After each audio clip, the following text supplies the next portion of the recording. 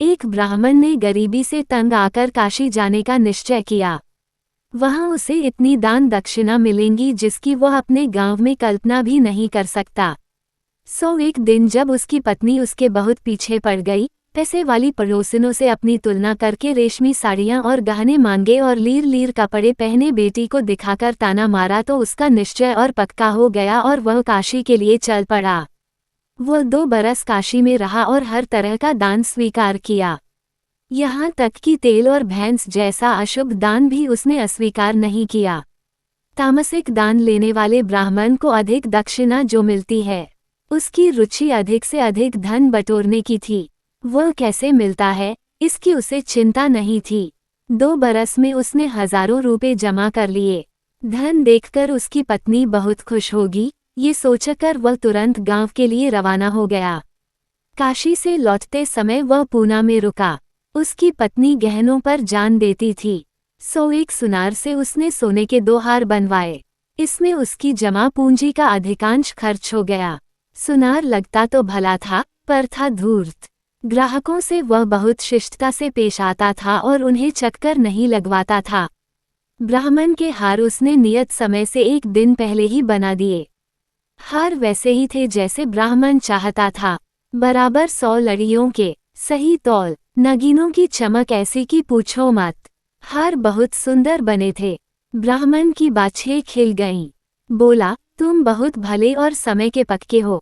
मैं जितने सुनारों को जानता हूँ, उनमें कोई भी तुम्हारी बराबरी नहीं कर सकता। ब्राह्मण ने उसे दाम के अलावा कुछ पुरस्कार देते हुए कहा, मेरे पास और रुपए होते तो मैं तुम्हें और अधिक पुरस्कार देता। प्रशंसा के लिए सुनार ने उसका आभार माना और पुरस्कार लौटा दिया। इससे ब्राह्मण और अधिक खुश हुआ। ब्राह्मण घर पहुंचा। इतने दिनों बाद उसे देखकर उसकी पत्नी और बेटी बहुत प्रसन्न हुई। चमचमाते हार देखकर तो उनकी प्रसन्नता 7वें आसमान को छूने लगी। बेटी ने तुरंत अपना हार पहना और सहेलियों को दिखाने के लिए बाहर भाग गई। पत्नी ने भी हार पहनने में देरी नहीं की, पर पड़ोसिनों को दिखाने जाने की बजाय वह रसोई में जाकर पति के लिए खाना बनाने में जुट गई। चूल्हे के पास बैठकर उसने गले से हार खोला और उसे हाथ में लेकर तौलने लगी। हार को सहलाते और उसके वजन का अंदाज लगाते हुए उसे लगा कि कहीं कुछ गड़बड़ है। उसने सोचा कि क्यों न सोने की परख की जाए, इसमें हरज ही क्या है। उसने हार का एक मनका तोड़ा और उसे आग में रखा।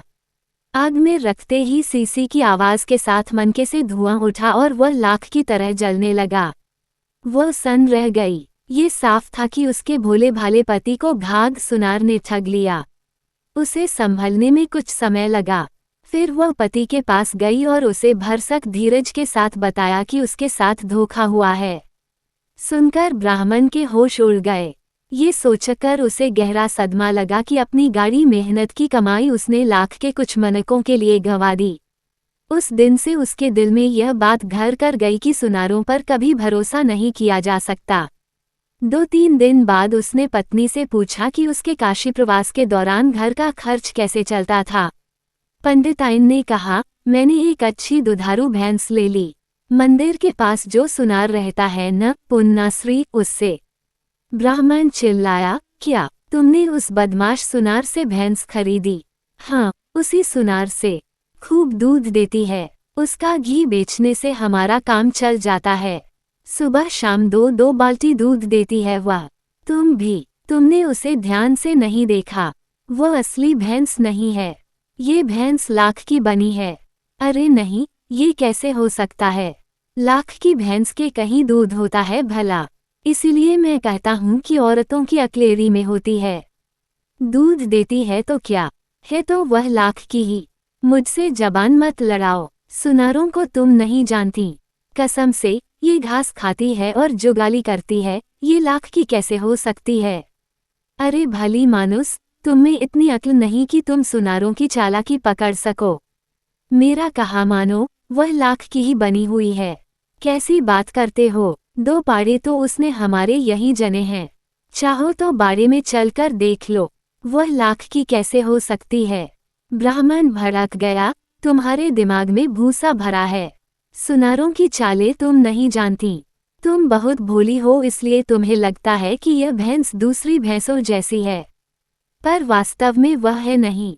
तुम कुछ भी कहो, मैं नहीं मान सकता कि यह लाख की बनी हुई नहीं है।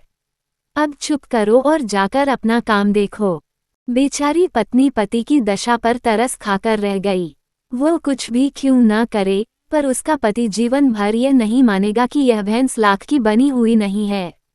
उसके मन में जो बात बैठ गई सो बैठ गई।